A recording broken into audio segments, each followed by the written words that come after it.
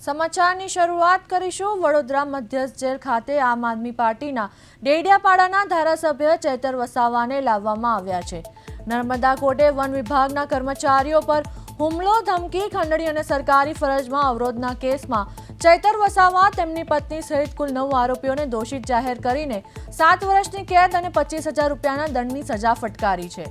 વર્ષ 2023ના ચકચારી કેસમાં સરકારી જમીન પરથી ગેરકાયદેસર વાવેતર દૂર કરવાના મુદ્દે વનકર્મીઓને ઘરે બોલાવી મારપીટ અને હવામાં ગોળીબાર કર્યાના આક્ષેપો થયા હતા। સાથે જ કર્મચારીઓ પાસેથી 60,000 રૂપિયાની ખંડણી માંગવાનો પણ આરોપ હતો।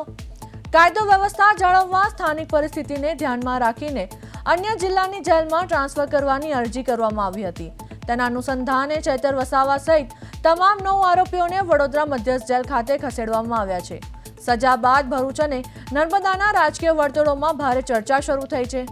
બીજી તરફ ચૈતર વસાવાએ કોર્ટના ચુકાદાને આદર કરીને ન્યાયતંત્ર પર વિશ્વાસ હોવાનું જણાવ્યું છે અને હાઈકોર્ટમાં અપીલ કરવાની જાહેરાત કરી છે।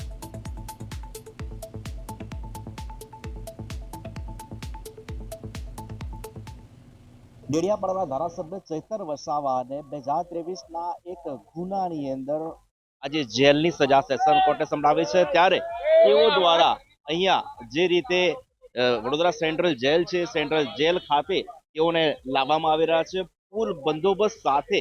આપ જોઈ રહ્યા છે દ્રશ્યોમાં એ પ્રમાણે પોલીસના જાપ્તા હેઠળ હાલ ચૈતર વસાવાને વડોદરાની જે સેન્ટ્રલ જેલ છે ત્યાં લાવવામાં આવી રહ્યા છે। મહત્વની વાત છે કે જે રીતે 2023નો જે ગુનો હતો એમાં ધારાસભ્ય ચૈતર વસાવાને આજે 7 વર્ષની જેલની સજાનો ચુકાદો જે છે એ સેશન કોર્ટ દ્વારા આપવામાં આવ્યો છે। 2023ની અંદર ચૈતર વસાવા દ્વારા વન વિભાગના કર્મચારીઓને સરકારી જમીન ઉપર જે રીતે સરકારી જમીન ઉપર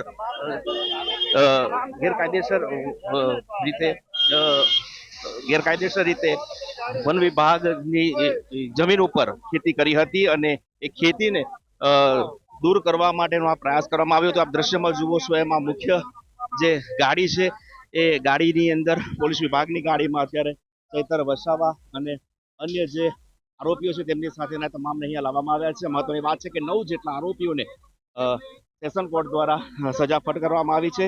7 વર્ષની કેદ સાથે 25,000ના દંડની જે સજા છે એ આજે સેશન કોર્ટ નર્મદા દ્વારા ફટકારવામાં આવે છે। લગભગ મહત્વનું કહી શકાય એમ પ્રમાણે 9 જેટલા આરોપીઓ, જેમાં 5 પુરુષ અને 4 મહિલાઓ છે। એમાં ચૈતર વસાવાના ધર્મપત્ની શંકુતલાનો પણ સામેલ થાય છે। ત્યારે વન વિભાગના કર્મચારીઓ ઉપર જે હુમલો કરવાનો આરોપ હતો તેને લઈને આ સજા સંભળાવવામાં આવે છે। 7 વર્ષની સજા ફટકારવામાં આવી છે। હવે જોવાનું રહેશે કે જે રીતે ચૈતર વસાવા એના જે આરોપીઓ છે તમામ અહીંયા હાલ વડોદરા મધ્યસ્થ જેલ ખાતે આવે છે। જે આરોપીઓ છે તેની અંદર એક મહિલા જે છે એ સગર્ભા છે, તેમના ધર્મપત્ની શકુંતલા ને પણ અહીંયા જેલમાં સજા થઈ છે। નર્મદા જિલ્લાનું વાતાવરણ ન ડોળાય તે માટે કોર્ટમાં જેલના સજા પડ્યા બાદ તેઓ દ્વારા એક અરજી કરવામાં આવી હતી અને એ અરજીના અનુસાર તેમને અન્ય જિલ્લાની જેલની અંદર મોકલવામાં આવે તે પ્રકારની અરજી પણ કરવામાં આવી હતી। ત્યારે તે અરજીને ધ્યાનમાં રાખીને ચૈતર વસાવા સહિતના જે આરોપીઓ છે એ તમામ આરોપીઓને અહીંયા વડોદરાની આ મધ્યસ્થ જેલમાં હાલ ખસેડવામાં આવ્યા છે। હમણાં જ થોડા મિનિટો પહેલા ચૈતર વસાવા અને અન્ય આરોપીઓ જે છે એ અહીં આવી પહોંચ્યા છે। હવે જોવાનું એ રહેશે કે ચૈતર વસાવા હવે કેવી રીતે આ સમગ્ર ઘટનાની અંદર પોતાની રજૂઆત ઉપરલી કોર્ટમાં કરે છે અને આગળના સમયની અંદર ચૈતર વસાવાની જે સજા છે તેને લઈને પણ જે રહસ્ય છે તે છતું થશે। કેમેરા પર્સન વિશાલ ઉત્તેકર સાથે તુષાર પટેલ, પ્રદેશ 24 ગુજરાતી ન્યૂઝ, વડોદરા।